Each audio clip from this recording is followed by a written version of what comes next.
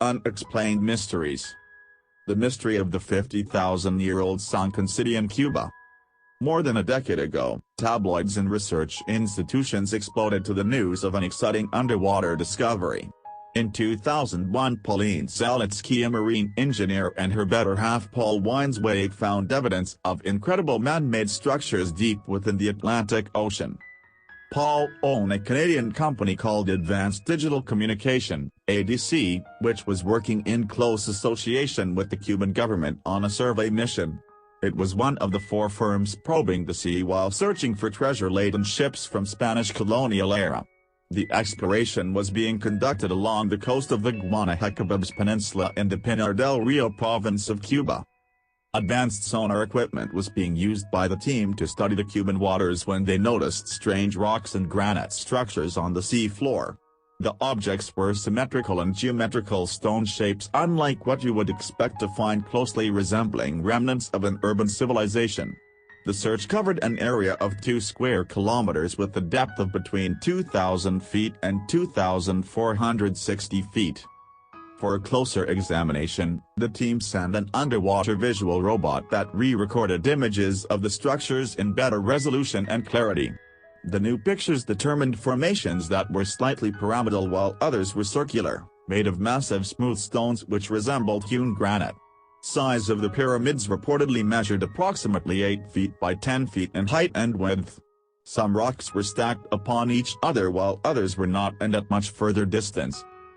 It was surprising for the researchers to see that stones resembling an urban complex could be sunk so deeply into the sea. How did a massive array of stones relocate to the floor of the sea was a mystery no one would solve.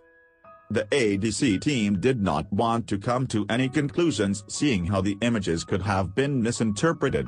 They were reluctant to agree that they could be remains of a sunken city without further investigation. Fragments of the site were sent to a marine geologist who studied the pieces to conclude that the test results were very unusual.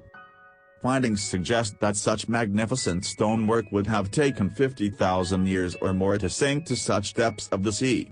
It was beyond the capability of cultures of that time to establish such complex structures, said Manuel Iturralde. To explain these samples in a geological point of view is very hard, he added. Soon, news agencies reported similarities between the recent discovery and the lost city of Atlantis. However, the ADC team trashed any such speculation and stated the discovery cannot be compared. The story is a myth, said Zalitzki. What we have found are most likely the remnants of a local culture. Researchers are quick to share local legends of Maya and the native Yucatecos who describe a settlement inhabited by their ancestors. Their entire island was washed away by the waves of the sea. Iturralde was not ready to accept any theories which connect the discovery to lost civilizations. He mentioned that the rock formations could be miraculous creations of the Mother Nature and nothing more. A specialist in underwater archaeology at Florida State University added it would be cool if they were right, but it would be real advanced for anything we would see in the New World for that time frame. The structures are out of time and out of place.